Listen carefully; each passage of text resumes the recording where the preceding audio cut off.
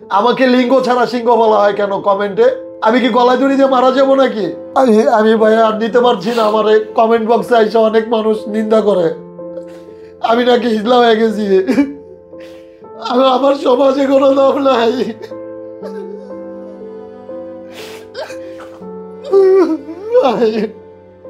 আমি ভাই সুইসাইড করে মরে যাবো ভাই। আমি বাঁচবো না বেশি দিন। আমার মনের কথা কারো কাছে শেয়ার করতে পারি না নীরব ভাই। আমি জানি না যে আমি এখনো কতটুকু সুস্থ হতে পারবো। আমি জানি না আমি পুরুষ নির্যাতিত আইন চেয়ে পাবো কিনা। আমার জানা যায় সবাই আসেন, আপনাদেরকে দাওয়াত দিয়ে দিলাম। আর জানি না যে আমি কতদিন বেঁচে থাকবো। আমি চাই পুরুষ নির্যাতিত আইন পাশ করা হোক।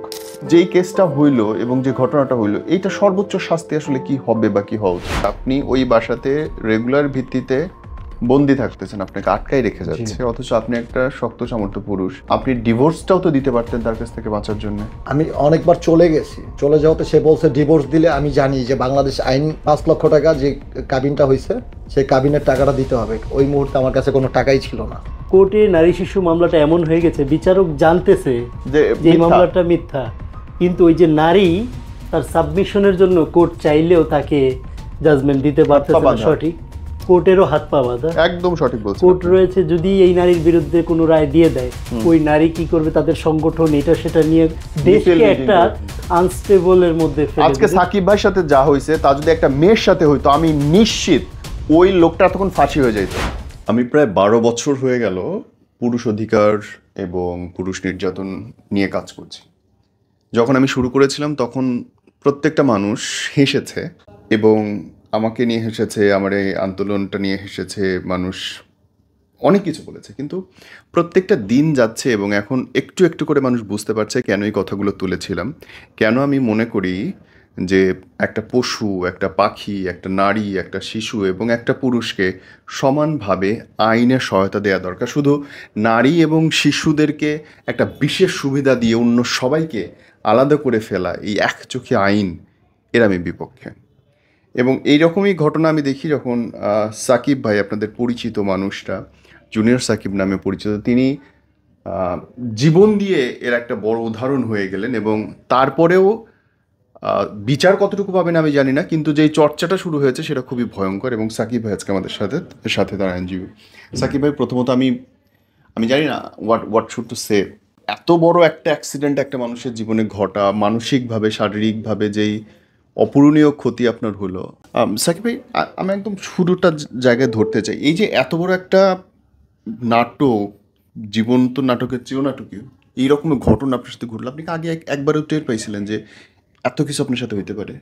কখনো বুঝতেই দেয় নাই, মানে এতটা ভালোবাসা দেখাইছে অনলাইনে এসা। সে আগেও টিকটক করতো, জি, অ্যান্ড সে তখন ভাইরাল ছিল না। এমনি নৌকা ডান্স যাকে বলে, মানে নৌকা পিকনিকে গিয়ে যে বিভিন্ন ছেলেদের সাথে নাচানাচি, আচ্ছা, এরকম বহুত করেছে, ভাইরাল হয় নাই। আমার নামে যখন বদনাম করা শুরু করলো, তখন দেখে তার ভিডিও ফরওয়ার্ডে যাচ্ছে জুনিয়র সাকিবের নাম নিয়ে। তারপর থেকে সে আস্তে আস্তে মানে বাড়িয়ে দিল আমার নামে বদনাম করা। মানে আমি জনপ্রিয়তার জন্য আপনার নামে উচ্চারণা শুরু করলো। হ্যাঁ, ওকে। আর যখন আমাকে ব্ল্যাকমেল করে, আমাকে কাজের বিষয় ডেকে শনির এক রাতে ডেকে আমাকে মারধর করে, মানে আমাকে হচ্ছে সে চুজ করে নাকি আর 2-3 বছর আগে থেকে। তাহলে মারার কি আসে? মারধর করে মানে উনি কাবিন নামে সই করতে বলে, আমি সই করি না। ওটা কি প্রথম দেখা? জি, প্রথম দেখাতে হচ্ছে সে আমাকে মাওয়া লোকেশন দেখাইতে নিয়ে যায়, সে প্রডিউসিং করবে, আমি নাটকে অ্যাক্টিং করব। তারপর সেকেন্ড টাইম যখন দেখা, তাও 2-3 মাস পর দেখা করছি। নিশাত রহমান অ্যান্ড শেফা বরিশালা ভাষায় যে কন্টেন্টে অ্যাক্টিং করে, ওদের সাথে আমার একটা টিম ওয়ার্কিং ছিল, জুটি হিসাবে কাজ করতাম শেফার সাথে। ওই মুহূর্তেও অনেক ফোন দিত যে আপনার তো মিট করার কথা আমার সাথে, তো মিট করছেন না কেন, মিট করেন, মানে ওইভাবে মানে পোস্ট পাস করে ভিডিও কলে এসে আমাকে কল দিত, প্রলুব্ধ করা। যেটা আমি একজন অ্যাক্টর, আমার একজন যদি প্রডিউস করতে চায় সেই ক্ষেত্রে কিন্তু আমার মানে দেখা করতে হয়। তারপর আমি কাজের ব্যস্ততার কারণে ওনার সাথে দেখা করতে পারি না। মেকআপ আর্টিস্টের কাছে আমার ফোন থাকে। তারপর হচ্ছে উনি অনেকবার ফোন দেওয়াতে আমি যখন ফ্রি হইতাম তখন কল দিয়ে কথা বলতাম যে জি আপু বলেন। বলতো যে ভাইয়া আপনার তো আমি আপনাকে নিয়ে কাজ করব বা পার্টনারশিপেই করব। উনি এইভাবে আমাকে ছলে বলে কৌশলে হচ্ছে ডেকে একদিন ওনার কাছে যাই শনি ডাকরাতে, গিয়ে হচ্ছে ওনারা 3 বোন মিলে আর ওনার যে চোরাই সিন্ডিকেট আছে তারা সবাই মিলে আমাকে, চোরাই সিন্ডিকেট মানে ওনার আপন ছেলেকে দিয়ে হচ্ছে চুরি করে, রিক্সার পিছনে উঠে, ওনারা পিছনে রিক্সা থাকে, সামনে রিক্সা, ওনার ছেলে পিছনে ওই যে স্টান যেটা থাকে বাম্পারে ঝুলে হুক ফাঁক করে তারপর হচ্ছে পকেট মারে। ও মাই গড। এই বিষয়গুলো আমি যখন শেয়ার করি এসে, মানে আমাকে ওই যে এই প্রতারণার ফাঁদে ফালাইলো, এখানে ফালানোর পরে আমাকে মারধর করলে, এখানে আমার স্পট হয়েছিল অনেকদিন, আমি ভিডিওতে দেখাইতে পারবো প্রুফ সহ। তখন হচ্ছে আমাকে কাবিননামা সই করাইলো জোর জবরদস্তি, আমার ফোন নিয়ে গেল কেড়ে, মানে আমার তাকে বিয়ে করতেই হবে। ওকে, তখন আমি তাকে বিয়ে করে ফেলাম বাধ্যতামূলক ওই দিনেই? হ্যাঁ। কত টাকা কাবিন ছিল? 1 লক্ষ টাকা। আচ্ছা, 1 লক্ষ টাকা কাবিন করে সে আমাকে পাঠিয়ে দিল বাসায়। আমি বাসায় চলে আসলাম, সে তার হাজবেন্ডের সাথে। সেটা কততম দিন দেখা? ওইটা 2-3 মাস পর দেখার 2-3 মাস পরের এই বিয়ে? না, ওই দিনই আমার সাথে বিয়ে করে ফেলে। প্রথম দেখায় বিয়ে করে? প্রথম মানে সেকেন্ড যেটা দেখা, মানে প্রথম দেখায় তো হচ্ছে লোকেশন দেখাইলো আমাকে নিয়ে কাজ করবে, আমি এই যে অ্যাক্টর, আমাকে নিয়ে কাজ করবে, জি, এই জন্য হচ্ছে আমাকে লোকেশন দেখাইলো। লোকেশন দেখায় দ্বিতীয়বার যখন আমাকে কল করে, তখন আমি তো আর দেখা করতে চাচ্ছি না তার সাথে, মানে আমি কাজের ব্যস্ততায় আছি। সঠিক, যেমন আপনি আপনার কাজে ব্যস্ততা। আপনি বললেন যে বিয়ে করার পরে সে আবার আমাকে পাঠিয়ে দিল আবার স্বামীর কাছে, মানেটা কি? মানে সে তার হাজবেন্ডের কাছে চলে গেল, আমি আমার বাসায় চলে গেলাম। মানে একই সাথে 2টা হাজবেন্ড? হ্যাঁ, তাকে ডিভোর্স না দিয়ে আমাকে বিয়েতে আবদ্ধ করলো। তখনও সে হাজবেন্ডের কাছে থাকে? জি, রাইট। আবার আপনাকে বিয়ে করলো মেয়ে? হ্যাঁ। পাগল নাকি? এটা হয় দুনিয়াতে? এটাই হয়েছে আমার সাথে। কি শোনান আপনি এটা? আমি যখন আইসা প্রেস ব্রিফিং করলাম শাহবাগ পাবলিক আমি ভাইয়া অনেক সেন্স প্রেস ক্লাবে, কারণ হচ্ছে আমার প্যানিসে অনেকটাই প্রবলেম, এখনো জানেন। আমার ক্যাথোটার পাইপ লাগানো, এই যে পাইপটা আছে, এই যে দেখতে পাচ্ছেন, ও মাই গড, এখন পর্যন্ত পাইপ লাগানো। 4টা মাস ধরে ইনজেকশন নিতে আমার ব্যথার ইনজেকশন নিতে নেলবান 2 যেটা হচ্ছে কিডনি ড্যামেজ হয়ে যায় নিতে সেটা আজকে 4 মাস ধরে নিতে এই যে এখানে, তারপর এখানে হচ্ছে আমার কোথাও একটা হাতে কোনো কাটার চিহ্ন দাগ নাই ভাইয়া। আমি কখনো কোনো প্রকারের কোনো হিরোইনচি লেভেলে যেগুলো করে মানুষ আমি করিনি কখনো। আমার স্বপ্ন ছিল ছোট থেকে আমি একটা অ্যাক্টর হব, আমি সেই পথেই আগায় যাচ্ছিলাম। আমার মাঝপথে একটা বাধা এসে দাঁড়িয়েছে, সেই বাধার সম্মুখীন আমি হয়েছি। আমি জানি না কেন হইল। তারপরে বলেন। তারপরে হচ্ছে আমাকে পাঠিয়ে দিল বাড়িতে বিয়ে করে। তারপর আমি হচ্ছে 2-4 দিন পর আমি একটা কাজে যাই, কাজে যাওয়ার পর বাসায় আসি, সে আমার বাসায় এসে ওঠে। বাসায় এসে আপনাকে না বলেই? হ্যাঁ, আমাকে না বলেই আমার বাসায় এসে আমার ফ্রেন্ড সার্কেলের সাথে অ্যাড হয়, ফেসবুকে অ্যাড হয়ে আমার বাসা চিনে আমার বাসায় ওঠে। বাসায় উঠে আমার আব্বু আম্মুকে বলতেছে আমি ওর ওয়াইফ, কিন্তু ওর একটা ছেলে একটা মেয়ে আছে, অনেক বড়, অনেকেই দেখেছে ভিডিও। থাকা সত্ত্বেও আমার বাবা মা তো কোনোভাবেই মেনে নিচ্ছে না। আমি তখন কি করলাম, আমি আমার বাবা মার কাছে ছোট হয়ে গেলাম। আমার সাথে এত মেয়েরা কাজ করে, আমাকে কখনো বলতে পারলো না যে বিয়ে করছি। সে আমার সাথে 1 দেখাতে 2 দেখাতে আমাকে বিয়ে করে ফেললো। এই বিষয়টা আবার আমার বাবা মার কাছে এসে বলছে। আমি কি করলাম, আমি সুইসাইড করতে গেছি। আমি ফ্যানে ঝুলে গেছি, আমার শব্দ হচ্ছিল অনেক, আমার গেট ভাঙ্গা, আমার বাড়িওয়ালা ছিল, ওনারা অনেক মোটা তাজা ছিল, বের হয়ে গেটে লাথি দিয়ে একদম সিটকিরি ভেঙে ফেলছে। ভেঙে দেখে আমার এরকম শব্দ হচ্ছিল আমার, ওই পর্যন্তই আমি জানি। তারপর আমাকে নামাইয়া মিটফোর্ড হসপিটালে নিয়ে গেছে। ও মাই গড। মিটফোর্ড হসপিটালে নেওয়ার পর আমি পরদিন যখন সুস্থ হই, সেন্স ফিরে আসে, তখন হচ্ছে আমি প্রেস ব্রিফিং করি একটা প্রেস ক্লাবে, সেগুনবাগিচা প্রেস ক্লাবে। যখন প্রেস ক্লাবে আমি বলি সব কিছু, যে আমি একটা কালনাগিনীর ছবলে পড়েছি, অ্যান্ড হচ্ছে আমি কাফনের কাপড় পরে আসছিলাম, যে আমি পুরুষ নির্যাতিত আইন চাই, অ্যান্ড আমি পুরুষ নির্যাতিত হয়েছি। একটা নারী, একটা কালনাগিনী আমার জীবনটা নষ্ট করে দিচ্ছে। আমি একজন অ্যাক্টর, আমার নামে কোনো ব্লেম নেই, কোনো ক্লেম নেই, কিছু নেই। আমি কিছু স্বাভাবিক একটা মানুষ ছিলাম, অ্যান্ড মানুষের কাছে মানুষের মন জয় করার জন্য কাজ করতাম সবসময়। তো আমাকে মাঝখানে থামাই দিচ্ছে, আমাকে কিছু একটা করেন, আমাকে একটু হেল্প করেন, আমাকে একটু বাঁচান।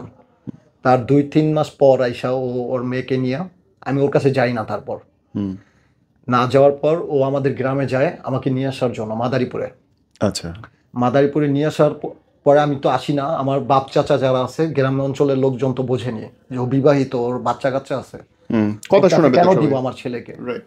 তারপর তারা হচ্ছে তাড়ায় দেয়, তাড়া দেওয়ার পর ওই যে উঠান বলে না বাড়িতে, উঠানের হচ্ছে আমার গেঞ্জিটা হচ্ছে লাড়া ছিল, টি শার্টটা মানে ধুয়ে দিয়ে দেওয়া হয়েছে, লাল একটা টি শার্ট রেড কালার, ওই টি শার্টটা হচ্ছে ও এনে একটা রশি, মোটা রশি এনে ওর মেয়েকে নিয়ে আইসা প্রেস ক্লাবে আইসা বলতেছে যে আমাকে মারধর করছে আর আমার মেয়েকে ধর্ষণ করছে, মানে আমি নাকি ওর মেয়েকে ধর্ষণ করছি। এই কথাটা বলে আমাকে দিল, সমাজে দূষিত করে দিল। একবার বলে ফেললে তো আর কোনো কিছু লাগে না, সবাই যার যার মতো করে ব্যাখ্যা করতে থাকে, না সত্যি না মিথ্যে। আমাকে আর কোনো যাচাই করে নাই, আমাকে ধর্ষককারী বানায় দিচ্ছে ডাইরেক্ট। সমাজের মানুষগুলো হচ্ছে এই কথাটা বিলিভ করে নিচ্ছে। বিলিভ করার পর আমি আত্মীয় স্বজন কারো কাছে মুখ পাচ্ছিলাম না যে তুই এত ছোট একটা বাচ্চাকে ধর্ষণ করছিস। কিন্তু ওর ব্যাকগ্রাউন্ডটা কেউ ঘাটে নাই ভাইয়া। ওর যে হচ্ছে 40-50 লক্ষ টাকা বা 60 লক্ষ টাকা ও জায়গা কিনছে, 3-4টা জায়গা, কি করে টাকাগুলো কি করে করছে এগুলা কেউ যাচাই করে নাই, কোনো সার্চ লাইট গিয়ে ওর এটা চেক ইন করে নাই। মানে একটা মানুষ এত টাকা দিয়ে জায়গা কিনবে, নিশ্চয়ই তার সোর্স অফ ইনকাম থাকতে হবে, সেটা ওর কোনো কিছুই নাই ভাইয়া। ও এগুলা করে মানে আমার বাড়িতে গিয়ে আমার মাতবর যারা, মানে এলাকায় তো মাতবর আছে, মাতবরের কাছে গিয়ে বলছে 14 লাখ টাকা লাগবে আমাকে, মানে আমাকে ছেড়ে দিবে একবারে। ওর হাজবেন্ডও গেছিল সাথে, ওর মেয়েকে নিয়ে গেছিল সাথে।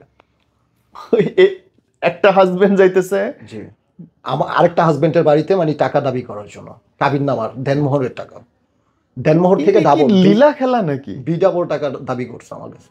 আমি নিতে পারলাম না ভাই। একটা মেয়ে গিয়ে কইবে যে আমার মেয়েরে সে অসাধু কাজ করছে, প্রমাণ নাই কিছু না, তার সারা জীবনের কেরিয়ার শেষ, সমাজের মান সম্মান শেষ, টাকা পয়সা শেষ, এবং তার কোনো বিচার হবে না এই বাজে কথা বলার জন্য। শুরুতেই আমি যেটা বলতে চাই, আমাদের দেশে একটা আইন রয়েছে নারী ও শিশু সুরক্ষার জন্য। এক্ষেত্রে আমি বৈষম্যের দিকটা তুলে ধরতে চাই। আমরা সবসময় সেই প্রাচীনকাল থেকে দেখে এসেছি যে নারী ও শিশুরা নির্যাতিত হয় পুরুষ দ্বারা। পুরুষের যে পেশি শক্তি ছিল, ক্ষমতা ছিল সেই সময়ের প্রেক্ষাপটে। বর্তমান বাংলাদেশে এটা তো অসম্ভব হয়ে দাঁড়িয়েছে।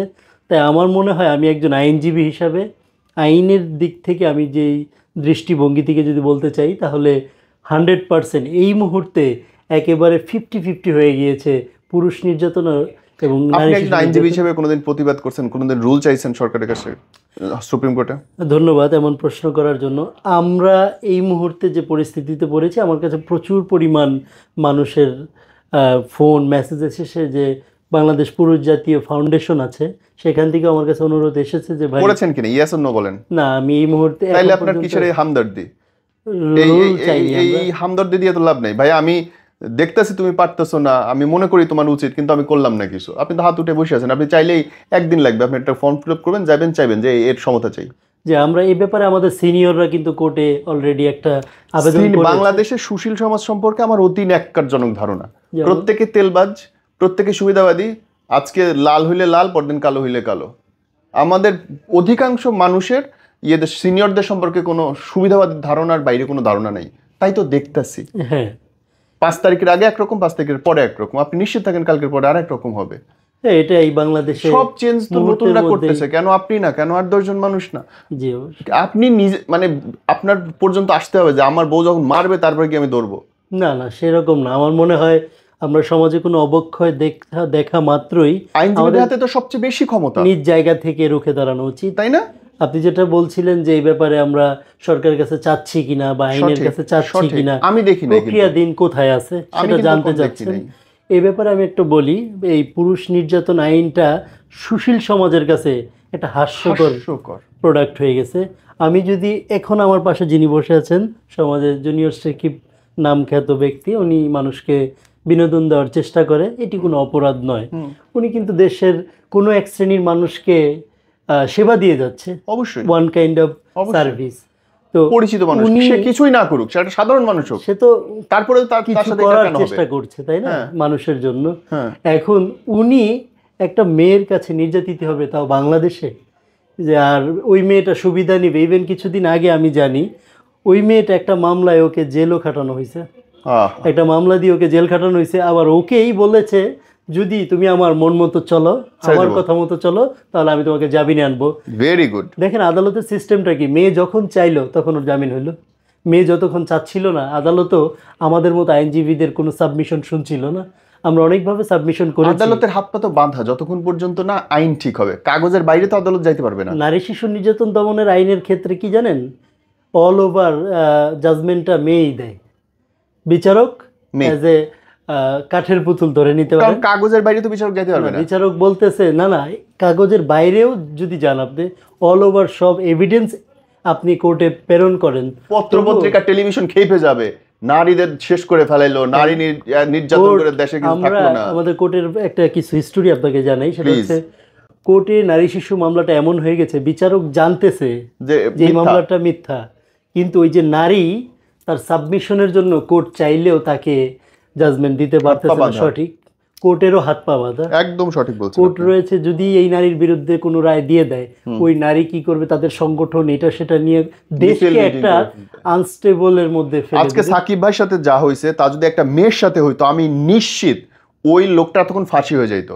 হ্যাঁ, সাকিব যদি একটা মেয়ের সাথে করতো, সাকিবের অবস্থা এখন কি, ফাঁসি হয়ে বংশ ধরে আগুন ধরে পুরো শেষ করে ফেলে, জেলখানায় ওর বাড়িঘর হামতাম, মিছিল, ওর ছবি দিয়ে ব্যানার দিয়ে ফাঁসি চাই, এরকম নানান কথা বলতো। অথচ তাকে নিয়ে আজকে মানুষ খারাপ কথা বলার মতো সাহস পায়, কিন্তু যেখানে সে নিজে ভিকটিম। মানুষ তো ও মানুষ, একটা মেয়ে মানুষও সে মানুষ, সবাই আল্লাহ তাআলার সৃষ্টি। প্রতিটা দেশে আমি মনে করি আইন অনুযায়ী সকলের জন্য সমান। আর এখন বাংলাদেশের যে 4th জেনারেশন চলতেছে, এই জেনারেশনে ছেলে মেয়ে আলাদা করার কিছু নেই। একটা মেয়ে যেটুকু পারে ছেলেও তাই পারে, ছেলেরা বরং কম পারতেছে। আমি উকিল সাহেব আপনার কাছে আসবো, মাইকটা আপনি দেন। সাকিব ভাই, ওই রাতের ঘটনাটা বলেন তো, যে কেমনে আপনার কাছ থেকে এই রকম একটা অ্যাক্সিডেন্টটা হইল? ওই দিন বিকাল বেলা হচ্ছে, যেদিন আমার সাথে ঘটনাটা ঘটে, ওই দিন বিকাল 3টার দিকে হচ্ছে বের হয়ে যায় বাসা থেকে। জি, বাসা থেকে বের হয়ে ওর যে হাজবেন্ড আছে তাদের সাথে পরামর্শ করে, তার বোনরা আসছিল তার বাসায়, বোনরা একসাথেই বের হয়, বের হয়ে রাত 9টা-10টা বাজে আসে। এসে তারপর হচ্ছে আমাকে ডেকে উঠায় ঘুম থেকে। আমি উঠে যাওয়ার পর মানে আমাকে তো তালা মেরে রাখে বাইরে থেকে, আমি যেন না বের হয়ে যেতে পারি। অলরেডি প্ল্যান্ড, আমি যেন না বের হয়ে যেতে পারি, এই জন্য আমাকে তালা মেরে রাখে। পরে ঘুম থেকে উঠলাম, উঠে আমি পানি চাইলাম, আমাকে বললো যে তোমার জন্য ঠান্ডা নিয়ে আসছে, ড্রিঙ্কস। আমি বললাম এটা কি? বলে যে এটা হচ্ছে ওই নতুন বের হয়েছে একটা 25 টাকা দামের, আর একটা হচ্ছে রেড ব্লু 75 টাকা দামের। এটা একটু তিতো টাইপের লাগে, এটা সবাই কম বেশি খায়, মানে অ্যাভেলেবেল যে কোনো বেকারি দোকানে পাওয়া যায়। ওইটা একটু তিতো টাইপের লাগে, ওইটার মধ্যে যে সে অনেক হিউজ পরিমাণ ঘুমের ট্যাবলেট মিশিয়ে দিবে আমি বুঝতে পারিনি। সেটা খাওয়ার পর আমি একদম অচেতন হয়ে যাই। মানে খাওয়ার পরে কি আপনি অনুধাবন করতে পারলেন যে আপনার ওষুধ দেওয়া হয়েছে? মানে আমি খাওয়ার পর আর কিছু জানি না, 2-4 মিনিট। কিন্তু আপনাকে যখন তালা দিয়ে রেখে গেল, এটা নিয়ে আপনি কোনো প্রিকশন কেন নিলেন না? কোনো আমাকে প্রতিনিয়তই করছে এরকম, মানে আমি তার বাসা থেকে পালিয়ে যাব বা অন্য কোনো মেয়ের আমাকে নিয়ে যাবে, আমি অনেক ছোট, মানে আপনি কি বলেন? এই 25-26 বছর একটা ছেলেকে তালা দিয়ে রেখে দেবে ঘরের মধ্যে, এবং আপনি থাকবেনও, আপনি 911-এ কল করবেন না? যতবার চলে যাই ততবার আমাকে পুলিশ দিয়ে নারী শিশু মামলা দিয়ে, পুরুষকে ফাঁসাই তার লাগে না কোনো ইস্যু, একটা মামলায় যথেষ্ট, মামলা নারী শিশু। আমি এটা নিয়ে গান তৈরি করছি জেলখানায় বসে, যে হাত পা বন্দি ঘরে বসে কান্দি, আর কত ধরবো ধৈর্য, হচ্ছে না সহ্য, বুক ফাটা চিৎকার কেউ তো দেখে না, আর ভালোবাসা করছি বিয়া, বউ যাচ্ছে ধোকা দিয়া, কোনো কিছু প্রশ্ন করলে খেপে ওঠে ঝাড়ুনিয়া, আমি বিচার দিমু কারে গিয়া, কাউরে মানে না সে, আমি বিচার দিমু কারে গিয়া, পুরুষকে ফাঁসাই তার লাগে না কোনো ইস্যু, একটা মামলায় যথেষ্ট, মামলা নারী শিশু। পুরুষের কোনো অন্যায় নাই, একটা নারী শিশু মামলাতে তার কেরিয়ার ধ্বংস। এরকম হাজারো মানুষ আমি জেলখানায় গিয়েও দেখছি। তো আমার যে আমি কিছু করি নাই, মানুষ আমাকে এত খারাপ বাজে মন্তব্য করতেছে, মানে আমি খারাপ। তো আমাকে যে মানে নিকৃষ্টতম যে কাজটা করলো, এটা তো প্রুফ সহ আপনারা দেখলেন অনলাইনে, তাহলে আমার দোষটা কোথায় বলেন? আপনি ওই যে পড়ে গেলেন অজ্ঞান হয়ে, তারপরে আপনি চেতন পেলেন কখন? আমি ভোরবেলা যখন উঠি, ঘুম থেকে ওঠার পরে আমি 10-15 সেকেন্ডের মতো আমি মনে করি যে আমি মনে স্বপ্ন দেখতেছি, যে বিছানা রক্ত, মানে ঘুমায় ঘুমায় মনে হয় দেখতেছি আমি যে আমার প্যানিস নাই সাথে, আমার প্যানিস নাই, আমি মনে হয় ঘুমায় কিছু দেখতেছি যে ঘুমের ঘরে আমি মানে শরীরে চিমটি মারতেছি, কিছু ঘুষা মারতেছি, আমি মানে আমি তো নিজেই ব্যথা হইতেছি যে আমি তো ঘুমন্ত না, আমি তো জীবিত। এই দিছি চিক্কুর, মানে শিখা শিখা বলে যখন চিক্কুর মারছি দেখি কেউ আমার ডাকে সাড়া দেয় না। গেট টান দেই গেট খোলে না, বাইরে থেকে তালা মারা। ব্যালকনি গ্রিল ছিল না, নতুন বাড়ি, ওটা নতুন তৈরি হচ্ছিল, এক সাইডের গ্রিল আছে আরেক সাইডে গ্রিল নেই। আমি ওইখান থেকে লাফ দিয়ে নেমে কোনো রকম আমি মানে শক্তি পাচ্ছিলাম না শরীরে, আমার রক্ত তো সব ব্লাড পড়ে গেছে বিছানায়। পরে আমি এলাকার লোকজনের কাছে যাই, এলাকার লোকজনে বলে যে আমি তো দেখি নাই। পরে আমাকে হচ্ছে থানায় পাঠায় দেয়, একটা ইজি বাইকে উঠায়, আমি অচেতন অবস্থায় চলে যাই। চলে যাওয়ার পর ওই থানার যে এসআই ছিল, এসআই আমাকে নিয়ে যায় হচ্ছে স্বাস্থ্য কমপ্লেক্সে। স্বাস্থ্য কমপ্লেক্সে গিয়ে একটু ব্যান্ডেজ করে ওইখানে ব্লিডিংটা অফ করে তারপর হচ্ছে আমাকে ঢাকা মেডিকেল নিয়ে আসে। 9 ঘন্টার একটা ওটি করে, 9 ঘন্টার ওটি করে আমাকে আমার এখানে দেখেন এই যে এখান থেকে চামড়া নিয়ে হচ্ছে আমাকে প্যানিসে ট্রান্সফার করে। আমার জীবনটা বের হয়ে গেছে অনেক। আমি মনে হয় যে বেঁচে থেকেও মরে গেছি, মানে এরকম মানে অত্যাচারিত একটা জীবন মনে হচ্ছিল আমার কাছে, যে আমি লাইফে কখনো কারো খারাপ চাই না। আমি বন্যার সময় মানুষের হেল্প করছি, আমি মানুষের ভালোবাসা অর্জন করতে চেয়েছি সবসময়, যে আমি যে একটর আমাকে যেন মানুষ ভালো বলে, আমি যেন কোনো নির্বাচন না করেও যেন মানুষের মন জয় করতে পারি, কিন্তু আমি সেটা পারি নাই। আমি মানুষের চোখে খারাপ হয়ে গেছি। আমি এত মেয়েদের সাথে কাজ করছি, ওরা তো জানে যে আমি কেমন, কিন্তু 2022 সালের পরে এসে আমাকে একটা কালনাগিনী খারাপ বানিয়ে দিছে জনগণের কাছে। আমি খারাপ হয়ে গেছি। আমি এত বছর যাদের সাথে বিনোদন দিয়ে গেছি, যাদের সাথে কাজ করে গেছি, কেউ তো খারাপ বলতে পারবে না আমাকে। হৃদয় হাসান ভাইয়ের সাথে আমার প্রথম হচ্ছে ক্যারিয়ার শুরু হয়। হৃদয় হাসান ভাইকে অনেক সম্মান করি, লাইক করি। হৃদয় হাসান ভাই আমাকে মেডিকেলও দেখতে আসছিল, ওই মহিলার কারণে সে আমার সাথে কথা বলে না। হসপিটালে যে গেলেন এই পুরো পথে কি আপনাকে হেল্প করে নাই? রক্তাক্ত আপনাকে? তার ফ্যামিলি থেকে এখন পর্যন্ত আমাকে কোনো একটা মেসেজ পর্যন্ত দেয় নাই। এবং আপনি যে যাচ্ছেন, সাধারণ মানুষ, চেনা মানুষ, কেউ আগে আসেনি আপনাকে হেল্প করার জন্য? কোথায়? মেডিকেলে? মেডিকেল পর্যন্ত যে মেডিকেল আমার কাছের মানুষ যারা ছিল তারা অনেকে আসছে, ইভেন হৃদয় হাসান ভাইও আসছে। কিন্তু রাস্তায় যখন যাচ্ছেন, মাহবুব ভাই উনি আমাকে খুব অনেক হেল্প করছে। মাহবুব ভাই রাস্তায় যখন যাচ্ছেন, নামলেন, সেই সময় কেউ হেল্প করছে আপনাকে? সেই সময় পুলিশই আমাকে হেল্প করছে। আর হচ্ছে কিছু সাংবাদিকরা চলে আসছিল ইনস্ট্যান্ট, সাংবাদিকরা নিউজ প্রচারের সময়। জি। ওই নিউজটা ভাইরাল হয়ে যায়, ভাইরাল হয়ে যাওয়ার পরে সবাই জানতে পারে যে জুনিয়র সাকিবে এটা হয়েছে। হওয়ার পরে অনেক ইউটিউবার সাংবাদিক যারা আছে তারা ঢাকা মেডিকেল চলে আসে, উপস্থিত হয় ওখানে এসে, তারপর হচ্ছে আমাকে নিয়ে নিউজ করার পর সবাই জানতে পারে। সবাই যখন আসা শুরু করে মেডিকেলে, ঢুকতে দেয় না তাদেরকে, ওই যে মানে একটু সিকিউরিটির কারণে, রিস্ট্রিকশনের কারণে। এবার আমি আসলে ভাইয়া আমি জানি না যে আমি এখনো কতটুকু সুস্থ হতে পারবো। আজকে 4 মাস হয়ে গেছে। 4 মাস হয়ে যাওয়ার পর আপনি তো দেখছেন ক্যাথেটার পাইপ লাগানো, ইউরিন ব্যাগ লাগানো আমার শরীরে। আমি জানি না আমি পুরুষ নির্যাতিত আইন চেয়ে পাবো কি না। অ্যান্ড হচ্ছে আমি অনেক করছি, অনেক তত্ত্বাবধায়ক যে অন্তর্বর্তীকালীন যে সরকার, আমাদের ডক্টর ইউনূস স্যার, আমি তার কাছে গিয়ে আবেদন করছি। আমি ওইখানে গিয়েও লাইভ করছি, ওই যমুনা বাসভবন তার। কিন্তু আমার ওইখানে ওইটা করার পর একটা স্ট্যাটাসও দেখছিলাম ফেসবুকে যে ডক্টর ইউনূস স্যার নাকি বলেছেন যে নারী পুরুষ সমান আইন। আমার এই আন্দোলনটা করার পরে এখনো কিছু হয় নাই। আপনি যে ডাক্তারের কাছে গেলেন 4টা মাস, এর মধ্যে ডাক্তার আপডেট কি বলছে, কি হবে এটার, বা এটার চিকিৎসা কি আছে? আমার এটা তারা বলছে যে আস্তে আস্তে ঠিক হবে। মানে আমার যে রক্তগুলা ঝরে গেছিল অনেক, মহান আল্লাহ তাআলার অশেষ রহমত, মানে রাখে আল্লাহ আমাকে, আল্লাহ আমাকে রেখে গেছেন এই দুনিয়ায়। এই জন্য হচ্ছে আমার একটা ফোঁটা আরেকজনের রক্ত আমার শরীরে ঢুকাইতে হয় নাই। এত রক্ত যাওয়ার পরেও? অনেক রক্ত যাওয়ার পরে আমার শরীরে একটা ফোঁটা রক্ত, অনেক ডোনার আসছে রক্ত দেওয়ার জন্য। যখন শুনছে যে একটা ভালো মানুষ মরে যাবে রক্তর জন্য, তখন অনেক কাছের ভাই বোনেরা চলে আসছে আমাকে রক্ত দেওয়ার জন্য। কিন্তু আমার একটা ফোঁটা রক্ত কারো লাগে নাই। আর এই অঙ্গহানিটা এটা কি প্রতিস্থাপন সম্ভব?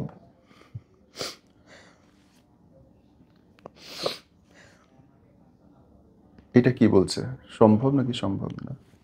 এটা ঠিক হবে ভাই, আস্তে আস্তে, মানে সময় লাগবে একটু। ওকে।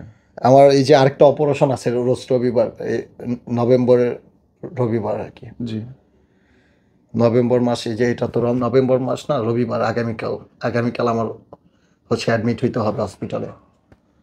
এই কাটা অংশটা কি আপনার কাছে পাওয়া গেছিল পরে না করে দেয়? কাটা অংশটা পেয়ে হচ্ছে আমার হচ্ছে অপারেশনটা সাকসেসফুল হয়েছে। ওকে। কাটা অংশটা না পেলে আমার হচ্ছে থার্ড জেন্ডার যাকে বলে ওইটা হয়ে বাঁচতে হইতো আর সারা জীবন। আমি কখনো বাবাই হইতে পারতাম না। ওই যে আল্লাহ চাইছে, এই জন্য আমি মনে হয় নেক্সট টাইম বাবা হইতে পারবো, আশা আছে। এরপর আপনি কেস করেছেন, তাদের বিরুদ্ধে আইনি ব্যবস্থা নিয়েছেন? ওইখান থেকে অটোমেটিকলি কেস হয়েছে, ওই বন্দর থানা থেকে। বন্দর থানা থেকে কেস হওয়ার পর এসআই তাদের কাছ থেকে ঘুষ খাইছে। ঘুষ খাওয়ার পরে আমার মাকে বলছে যে শুধু একজনের নামে মামলা করো, শুধু শিখা খানের নামে। সেই শিখা খান জেলে আছে, সেই মামলা লড়তেছে ভাইয়া আইনজীবী নিলয় আহমেদ। তো তারপরে আমি কিছুদিন আগে ওসি সাহেবের সাথে যোগাযোগ করি যে স্যার আমি তো ভিকটিম, আমি কি যারা জড়িত ছিল তাদের নাম কি অ্যাড করতে পারবো কি না? সে বলছে পারবে।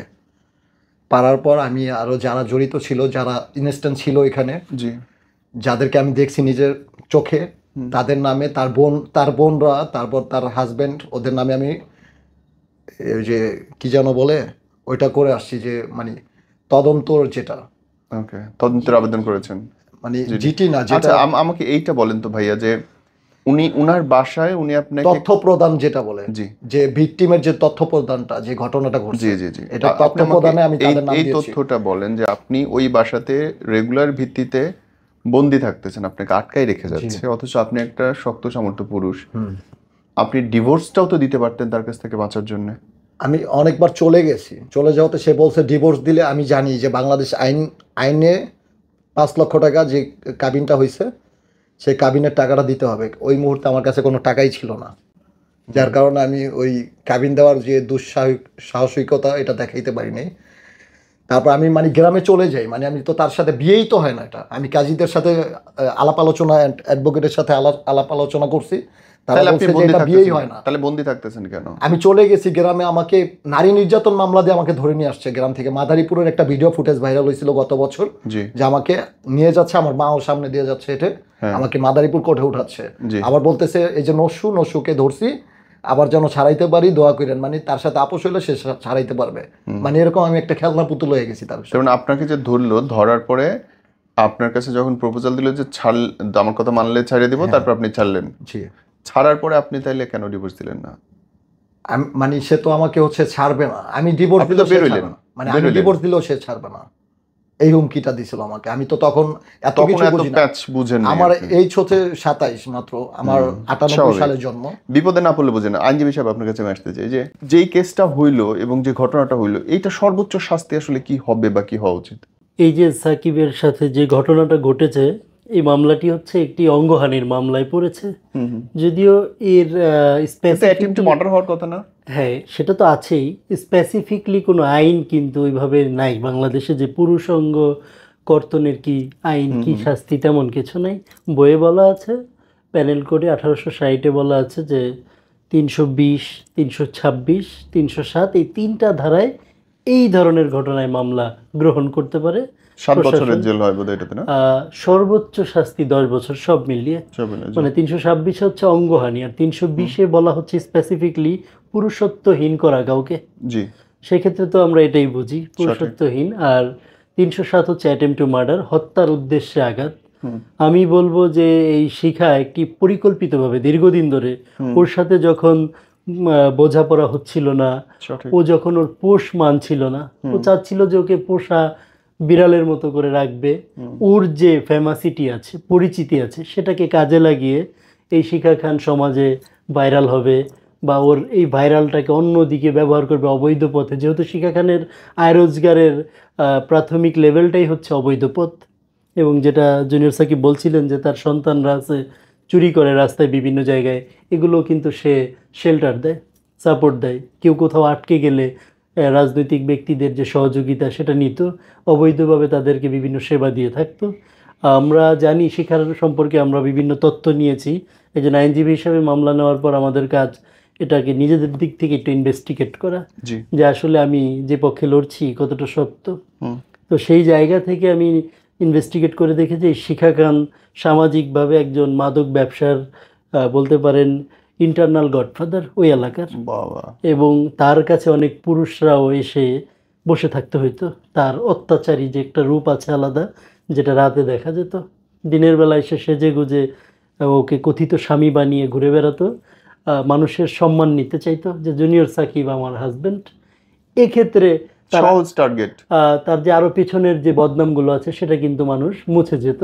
আর তার 3-4টা স্বামী ছিল, ওই স্বামীগুলা রেগুলার ওই বাসায় আসতো, ও উপস্থিত থাকতো। সিরিয়াসলি সাকিব ভাই? ও উপস্থিত থাকতো, আপনি থাকতেও আরো তার এক্স হাজবেন্ডও আসতো, এবং ও যদি সেক্ষেত্রে কোনো ধরনের আর্গুমেন্ট করতো, ওকে তখন বলতো চুপচাপ থাক, নাহলে তোর অবস্থা খারাপ হবে। এখন একজন মানুষ যখন কারোর সাথে সামাজিক সম্মানের দিক বিবেচনা করে, ও কিন্তু ওই মেয়ের সাথে পেরে উঠতেছিল না। ও ভয় পাচ্ছিল ওই একটাই, যে ওর এই শিখা খান কি খারাপ আমার আপনার চাইতে ও জানে ভালো। ওই যে জায়গাটা, জানার জায়গা থেকে ভয় কাজ করে যে শিখা খান তো খারাপের সর্বোচ্চটা করতে পারে, যে কোনো সময় ওকে মেরে ফেলতে পারে, যে কোনো সময় মাদক দিয়ে ওকে ধরাই দিতে পারে। আমাকে মেরে ফেলার হুমকিও দিয়েছে কোর্টে, যখন ওকে নিয়ে যায় কোর্ট পুলিশ, তখন হুমকি দিয়েছে, এটা ভিডিও ফুটেজ আছে, যে ও এবার বের হয়ে আমাকে মেরে ফেলবে। এটা আমি বলতেছি, ওর জুনিয়র সাকিবের বিচার চাই, ওর গোপন অঙ্গ কেটে দিছি, ওর যদি বিচার না হয় ওরা এবার বের হয়ে আমাকে মেরে ফেলবে, এই কথা বলছে। মানে এটা হচ্ছে যেদিন অ্যারেস্ট হলো, আমরা কোর্টে প্রোডাকশন করি আসামিকে, তো কোর্টে ওঠার পরে যখন ওর পক্ষে এত আইনজীবী দাঁড়াচ্ছে, এত মানুষ ওর পক্ষে সাপোর্ট নিচ্ছে, ও কোর্টে আইসা দেখতেছে যে যে শিখা খানকে সবাই একটা তুচ্ছ-তাচ্ছিল্য করতেছে, সবার কাছে লজ্জা পাচ্ছে, তখন আমরা কয়েকজন কোর্টে উপস্থিত ছিলাম, আমিও হাইকোর্ট থেকে ওখানে যাই ওর মামলাটা শুনানির জন্য। তখন ও আর কি আমাদেরকে দেখে, ওরে তো আর দেখে নাই, ও তো হসপিটালে ছিল, আমাকে দেখে ওর আইনজীবীকে দেখে বলতেছে জুনিয়র সাকিবের লিঙ্গ কেটে দিয়েছি, এরবার বের হইলে ওকে খুন করে ফেলবো। এখন আমি বলতে চাই বিচার বিভাগের উদ্দেশ্যে, বা যারা ওর পক্ষে আইনজীবী আছে, আসামিদের আইনজীবীর পক্ষে কাজ করে অনেকে, আসামি অপরাধ জেনেও কিন্তু কাজ করি আমরা অনেকে, যে না এটা আমাদের পেশা। কিন্তু কিছু কিছু ক্ষেত্রে আমাদের একটু ভেবেচিন্তে কাজ করা উচিত। যেমন শিখা খানের পক্ষে যে আইনজীবী কাজ করছে তাকে আমি চিনি, তার নাম বললাম না, এটা ঠিক না বলা। তাকে বলবো যে সে যদি তার পক্ষে কাজ করে তাকে কোনো সুবিধা দিতে চায় আইনি ফাঁকফোকর দিয়ে, সেটা মানুষ হিসেবে কতটুকু নীতির অনেক অবক্ষয় হবে, তার পেশার সাথে অনেক বড় বেমানি হবে। আমি বলতেছি না যে টুকটাক অপরাধ আমরাও যে করি না, আমরাও অনেক অপরাধীদেরকে, ভুল অপরাধ আর ভয়ঙ্কর অপরাধে তো পার্থক্য আছে, আমরা অনেক অপরাধীকে সাহায্য করি, সেটা অন্তর্বর্তীকালীন সাহায্য, কিন্তু ফাইনালি সাজা কিন্তু যার যেটা কপালে আছে ওইটা আদালত তাকে বোঝায় দেয়, আমরা তার বিরুদ্ধে কাজ। কিন্তু এক্ষেত্রে সেখানে এটা প্রমাণিত, আদালতে বিচার করার কিছু নাই, যে কোনো উকিল অপেক্ষা করবে যে বিচার পর্যন্ত দেখে আসলে অপরাধী কিনা, এটা প্রমাণিত। এবং ও আদালতে 164-এ স্বীকার করেছে শিখা খান যে আমি এই ঘটনাটা ঘটেছি, জবানবন্দি দিয়েছে, এবং ম্যাজিস্ট্রেটের সামনে 164 যেটা বলা হয় সেটা করেছে। অতএব আমি মনে করি বিচার বিভাগকে এই মামলার ওর সুষ্ঠু তদন্ত এবং ক্ষতিপূরণের বিষয়টা আমরা আগেও বলেছি, যে আমরা শিখা খানের কাছে ওর জন্য 50 লাখ টাকা ক্ষতিপূরণ চাই আদালতের মাধ্যমে, এবং শিখা খানের সাথে যে ওর একটা কথিত বিবাহ যে সম্পর্ক রয়েছে সেটা কাগজে, বা ওই যে 5 লাখ টাকা দেনমোহরে আটক আছেও, এই জায়গাটা থেকে আইনিভাবে বিচ্ছেদ, আর 50 লাখ টাকা ক্ষতিপূরণ দেওয়া হবে। অনেকে বলছে যে 50 লাখ টাকা খুবই কম হয়ে যায়, হলে কি এই ক্ষতিপূরণ করা যায় কিনা। এটা আমি আগেও বলেছি যে আমি জানি একজন পুরুষের পুরুষত্ব যে পরিচয়টা, সেটা যেখানে ভেঙে পড়ে সেখানে টাকায় কোনো প্রশ্ন নেই। আর বাংলাদেশ কেন, পৃথিবীর কোথাও এমন চিকিৎসা এখনো হয়নি যে 50 লাখ টাকা দিলেই সাথে সাথে আপনি মেয়েকে ছেলে বানিয়ে দেওয়া হচ্ছে। কিছু কিছু ঘটনা ঘটতেছে, সেটা শখের বশে বা কি বলে বিশ্লেষণের ক্ষেত্রে আবিষ্কার করতেছে মানুষ, এখন রিসার্চ করতেছে, কিন্তু সেটা কিন্তু as usual না। কিছু পরিবর্তন সম্ভব, মাংস লাগিয়ে সাইজ করে কিছু সম্ভব, স্বাভাবিক। 1 লক্ষ টাকার কাবিন করছিল, সেটা করে তারপর হচ্ছে যখন আমি প্রেস ব্রিফিং করি, নেক্সট টাইম আমাকে ধরায় নিয়ে আসে জেলখানা থেকে, ধরে আপোষ করে নিয়ে আসে, তারপর আমাকে হচ্ছে 5 লক্ষ টাকার কাবিন করে, 2 বার কাবিন করে একটা মানুষকে, 2 বার জমি করে। জি, তার হাজবেন্ড থাকা সত্ত্বেও 2 বার আমাকে কাবিন করছে। এটা মাই লর্ড। সাকিব ভাই আমরা শেষ করব, মাইকটা দেন ওনাকে। লাস্টলি হাতে রাখেন, যারা দেখতেছে তাদের জন্য যদি সাকিব ভাই কিছু বলতে চান। আমি তাদের জন্য বলতে চাই যে কোনো বিবাহিত নারীকে বিশ্বাস করবেন না, অ্যান্ড হচ্ছে তাদের সাথে ব্যবসায়িক কোনো লেনদেন করতে যাবেন না, কারণ কার মনে কি আছে এটা বলা যায় না। সবাই, আপনারা বলবেন যে সবাই এক না, কিন্তু আমি বলবো যে সবাই এক না ঠিক আছে, কিন্তু কারো মুখোশ লাগানো নাই, কারো মুখোশ উন্মোচন করতে পারবেন না আপনি যে কে খারাপ কে ভালো। আমি বলবো যে সবাইকে এক পালাই মাপেন আপনারা, যে সবাই খারাপ। কারণ সবাই খারাপ না হইলে সে এতবার বলছে যে আমি সাকিবকে ভালোবাসি, সাকিবকে ছাড়া আমি বাঁচবো না, তাহলে আমাকে বিকলাঙ্গ কেন করে দিল? তার তো 2টা সন্তান আছে, আমার তো কোনো সন্তান নেই। আমার কি সন্তান নেওয়ার কোনো অধিকার ছিল না? আমার কি কোনো জোর ছিল না সন্তান নেওয়ার? আমার ভবিষ্যৎ বাতি জ্বালানোর কি কোনো মানুষ দরকার নেই? তার 2টা সন্তান আছে দেখে, তার 2টা হাজবেন্ডের 2টা সন্তান, ছেলে হইলো এক ঘরের, মেয়ে হইলো আরেক ঘরের। আমার ঘরের সন্তান নেয় নাই, তারপর এসে কিন্তু বলতেছে অনলাইনে যে ও আমার সন্তান নিতে দেয় না, হ্যান না তেন না, ও আমার হাজব্যান্ড, আমি ওরে ভালোবাসি। তাহলে আমাকে বিকলঙ্ক কেন করে দিল? তার ওই হাজব্যান্ডদের সাথে ওঠা বসা বা শোয়া এগুলা চলে, এই জন্য আমাকে বিকলঙ্ক করে দিল। মানে আমার ফেমাসিটির জন্য শুধু আমাকে রাখলো, মানে আমি হাজব্যান্ড হিসাবে রইলাম না, আমি শুধু তাকে প্রচার করব এই জন্য রইলাম হিজলা হয়ে, থার্ড জেন্টার বানায় দিল আমাকে। তাহলে কেমন ভালোবাসা হইলো এটা? এখন আপনাদের কাছে আমি এই বিচারটা চাচ্ছি যে আপনারা কি করবেন এটা। আমি অনেক আশা নিয়ে আসছি, আর যে নীরব ভাইকে আমি অনেক সম্মান করি, আর যে নীরব ভাইয়ের অনেক এপিসোডগুলো আমি দেখি, অ্যান্ড আমি চাই আর যে নীরব ভাইয়ের এই লাইভ থেকে আমার যে ঘটনাগুলো আমি বিস্তারিত তুলে ধরছি, অ্যান্ড আমি পারতেছি না আমি এখানে চিৎকার করে কাঁদতে, কারণ পুরুষ মানুষ কান্না করলেও বলে যে নাটক করে। আমি এই জন্য কান্না করতে পারতেছি না। আমি কিছুক্ষণ যদি অন্যদিক তাকায় থাকে আমার চোখ টলমল করে পানিতে, চোখ লাল হয়েছে। আপনারা কিছুটা হলেও বুঝতে পারেন। আমার এতগুলো অপারেশনের হওয়ার পরে, আমি এত ইমোশনালি হওয়ার পরেও আপনারা যদি না বোঝেন আমার দুঃখটা, আমার কিছুই করার নেই। আমি আপনাদেরকে আর বুঝাইতে পারবো না যে আমি কতটা কষ্টদায়ক অবস্থায় আছি। আমি এখনো জানি না যে আমি পুরোপুরি পুরুষত্ব ফিরে পাবো কি না। তারপরও যদি সে জেল থেকে বেরোয় আসা যদি আমাকে আবার যদি অ্যাটাক দেয়, আমাকে যদি মেরে ফেলে, তাহলে দেখবেন আমি মরে গেছি। আমার জানা যায় সবাই আসেন, আপনাদেরকে দাওয়াত দিয়ে দিলাম। আর জানি না যে আমি কতদিন বেঁচে থাকবো। আমি চাই পুরুষ নির্যাতিত আইন পাশ করা হোক বাংলাদেশে।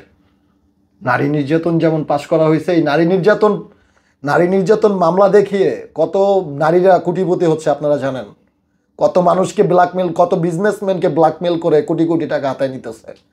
এই যে এরকম জঘন্যতম, যে নিকৃষ্টতম যে নারীরা আছে, তারা ভালো নারীদের বদনাম হচ্ছে এই যে নিকৃষ্টতম নারীদের জন্য।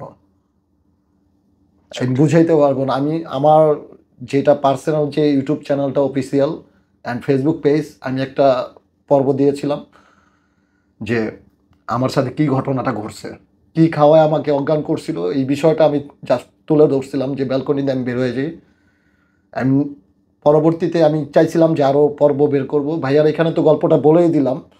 তারপর কিভাবে আমি আমার সাথে দেখা হয়েছে, কি হয়েছে না হয়েছে, আমি সব কিছু আপডেট দিব আপনাদেরকে আমার পেজে।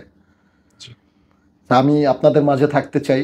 আর যদি মরে যাই, সবাই আমাকে মাফ করে দিবেন। আমি যদি মিডিয়ায় কাজ করে যদি অনেক খারাপ কাজ করে থাকি, অনেক জঘন্যতম মানুষ হয়ে থাকি, তাহলে সে নিজের ছেলেকে দিয়ে চুরি করায় অ্যান্ড হচ্ছে খারাপ সিন্ডিকেটের সাথে জড়িত। সে অনেক ভালো মানুষ, তাকে সবাই সাপোর্ট করেন, সে যেন আগায় যেতে পারে আর মানুষের জীবন নষ্ট করতে পারে। আমাদের মতো ভালো মানুষ যেন এই পৃথিবীতে না বাঁচতে পারে, এটাই করেন আপনারা। আর না হয় একটা আইন পাস করেন যে পুরুষ নির্যাতিত, যে পুরুষ যেন তাদের শক্তিটা যেন ফিরে পায়। নারীরা যদি পায় তাহলে পুরুষরাও পেতে হবে।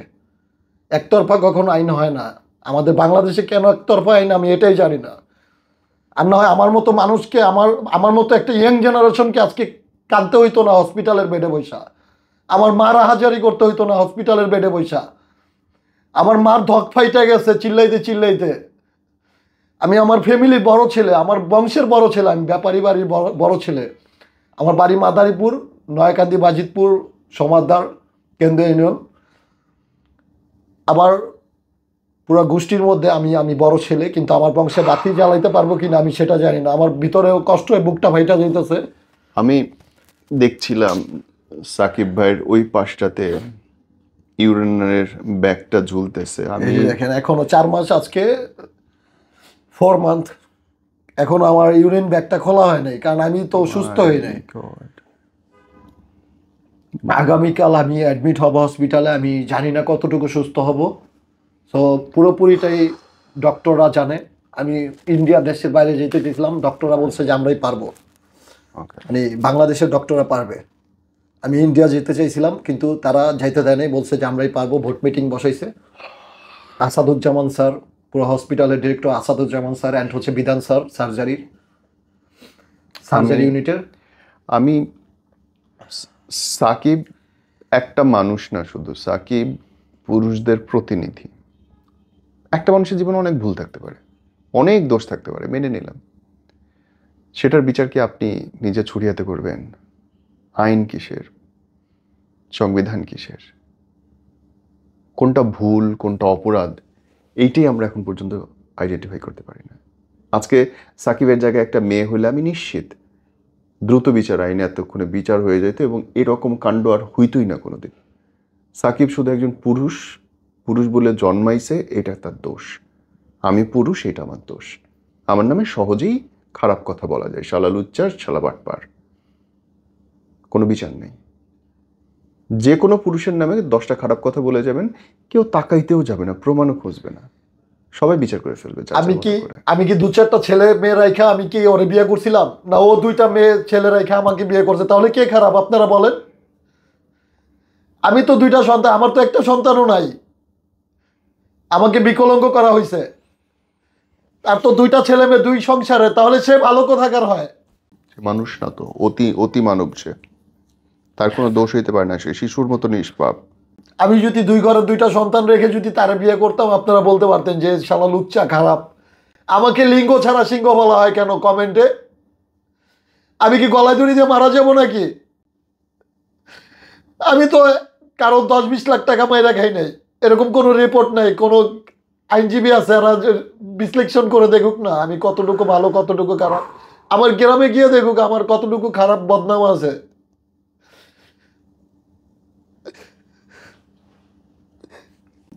আমি ভাই আর নিতে পারছি না। আমার কমেন্ট বক্সে আইসা অনেক মানুষ নিন্দা করে আমি নাকি হিজলা হয়ে গেছি। আমার সমাজে কোনো দম নাই।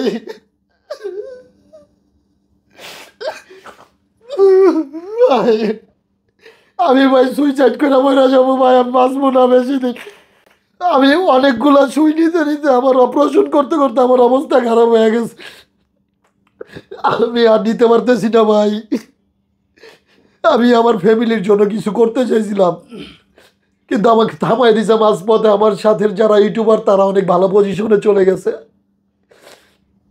আমি যাইতে পারি না। আমি থেমে গেছি 2022 সালে এসে। আমার যখন উঠতি টাইমটা ছিল যে আমি মানে কাজ করে আগাচ্ছিলাম, পুলিশ পাওয়ার মাহিন আলম ভাই টাইগার মিডিয়া থেকে আমাকে পুলিশ পাওয়ার ওয়েব সিরিজও করাইছিল, ভালো কাজ করছিলাম। আমার সেইখানে সেই কাজটাও বন্ধ করছে, বলছে এই খানকির বলা তুই অনেক নিয়ে কাজ করলে তোর খবর আছে। মাহিন আলম ভাইকে বলছে, আমাকে আর নেক্সট টাইম কাজে নেয় নাই। আমি অনেকবার ওর কাছ থেকে পলাই এসে বলছি ভাইয়া পুলিশ পাওয়ার এপিসোড 2 করেন, কিন্তু সে আমাকে কাজে নেয় নাই। আমার বাধ্যতামূলক আমার তার কাছে যাইতে হয়েছে। আমার মনের কথা কারো কাছে শেয়ার করতে পারি না নীরব ভাই, আপনার কাছে।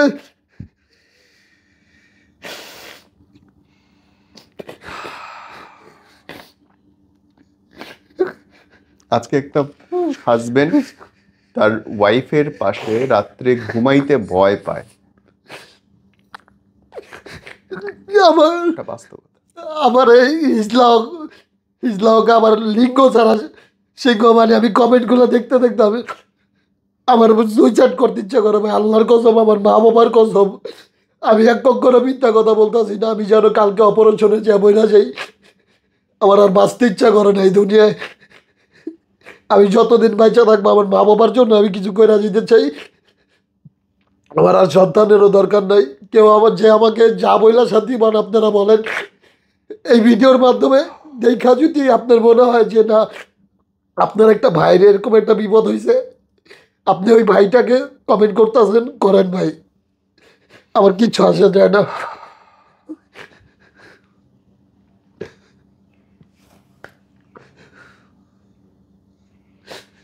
আমি বারবার বলবো, আমি একটা পুরুষ নির্যাতিত হয়েছি, আমি ব্ল্যাকমেলের শিকার হয়েছি। আমি কাপড়ের কাপড় পরে হয়েছে 1 বছর আগে বলছিলাম যে আমি ব্ল্যাকমেলের শিকার হয়েছি, আমাকে কেউ ভুল বুঝবেন না। আজকে সেই কাফনের কাপড়ই আপনি পরাই দিল।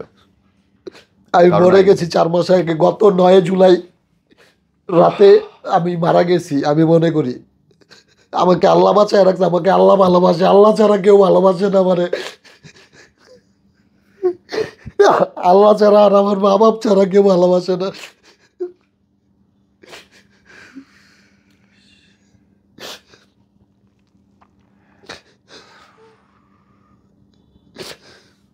অনেক স্বপ্ন ছিল ভাই, সব স্বপ্ন নষ্ট হয়ে গেছে আমার।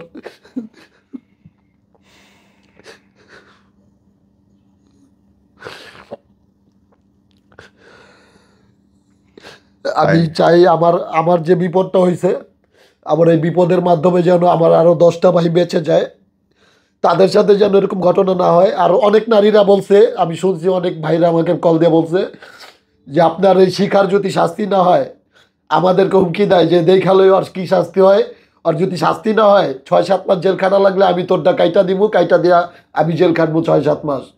আর বিচার না হইলে বলে এগুলা করবে নারীরা। আমাকে অনেকে ফোন দেওয়া বলে, কান্না করে ফোন দেওয়া। দৃষ্টান্তমূলক শাস্তি হওয়া উচিত। ভাই আমি এখানে একটু অ্যাড করতে চাই একটা জিনিস। এই জুনিয়র সাকিবের এই হৃদয় বিতরক কান্না বা ওর এই মেসেজ দেখে যদি এখনো দেশের যারা নীতি নির্ধারক পর্যায়ে বসে আছে, তারা যদি মনে করে যে ওর এখনো সেই ডক্টর ইউনূসের বাসার সামনে যে আন্দোলন আদায় করে আনতে হবে, এই সংসদের সামনে আন্দোলন করতে হবে, সব দাবি কি সংসদ ভবনের সামনে থেকে বা প্রেস ক্লাবের সামনে বসে আন্দোলন করে আদায় করে আনতে হবে? কিছু বিষয় কি নাড়া দেয় না সমাজের মানুষের কাছে? সরকার পর্যন্ত কি পৌঁছায় না কিছু শব্দ? কিছু জিনিস তো, যে যত শিক্ষিত সে ততটি বড় টিনে চশমা পরে থাকে, নারীবাদী নামে বিশেষ টিনের চশমা। আমার মনে হয় পুরুষ নির্যাতন আইনটা এখন একদম ম্যান্ডেটরি ফরজ হয়ে গেছে, একেবারে ফরজ হয়ে গেছে। আমার মনে হয় যারা নীতি নির্ধারক পর্যায়ে আছেন বা বর্তমানে আইন উপদেষ্টা আসিফ নজরুল সাহেব আছেন, স্বরাষ্ট্র উপদেষ্টা মেজর জেনারেল অবসরপ্রাপ্ত জাহাঙ্গীর সাহেব আছেন, আপনাদের দৃষ্টি আকর্ষণ করছি, হাম্বেল রিকোয়েস্ট, যদি আপনাদের এতটুকু হৃদয় বিতারক হয়ে থাকে, এতটুকু বিবেক নাড়া দিয়ে থাকে, আপনাদের কাছে Asif sir please do it. আমি একজন আইনজীবী হিসেবে আপনাদেরকে বলতে চাই, সবকিছু আন্দোলন করে আদায় করা যায় না। আসিফ স্যার এবং নাহিদ স্যার আমাকে দেখতে আসছিল, আপনারা দেখছেন অনেকে ভিডিওতে। আমি স্যারের কাছে কান্না করে বলছি, স্যার আমি আমার জীবন তো শেষ, আরো 10টা মানুষকে বাঁচান আপনারা। কিন্তু তারা এই বিষয় নিয়ে কিছু করে নাই, তারা দেশকে সংশোধন করতেছে। কিন্তু আমার মা কান্না করে বলছে যে আমার ছেলে কোনো বিচার পায় নাই, দেশ সংশোধন মানুষ তারা আসছিল আমার দেখতে, কিন্তু আমার কোনো বিচার আমি এখনো পাইনি। আর কোনো রিপ্লাই আসে নাই তাদের কাছ থেকে। আমার জীবন শেষ, আমি বেঁচে আছি মরার মতো। যদি কখনো ভবিষ্যৎ বাতি জ্বলে, এটা হলো আল্লাহর অশেষ রহমতে হবে। কিন্তু আপনারা দেখছেন 2 টুকরা করে হাতে নিয়ে এইভাবে বসে আসছিল, এটা তো মিথ্যা না। গোপনাঙ্গ নিয়ে এইভাবে হাতে বসে আছে, এটা কি মিথ্যা? আল্লাহ দানিও জিনিস, কেউ কোটি টাকা দিয়ে আনতে পারবো কিনা এই জিনিসটা? যে জিনিসটা থেকে একটা মানুষ জন্ম হয়, একটা পুরুষের থেকে একটা মানুষ জন্ম হয়, একটা নারীর থেকে একটা মানুষ জন্ম হয় না। আমরা শেষ করব। পুরুষের এই কান্না চলছে, অনেক কিছু নাকি বদল হচ্ছে। পুরুষের অধিকার চাওয়া, সমান অধিকার চাওয়াটা নিশ্চয়ই খুব বেশি কিছু চাওয়া না। কার উপর কর্তৃত্ব চাই না, নিজের জীবনের নিরাপত্তা চাই। রাত্রেবেলায় বউয়ের পাশে নিশ্চিন্তে ঘুমাইতে চাই, যে আমি ঘুমায় গেলে আমার খাবারের মধ্যে কিছু দেওয়া হবে না, আমাকে কেটে ফেলা হবে না। ভয়ের ঘুম না, নিশ্চিন্তে ঘুমাইতে চাই।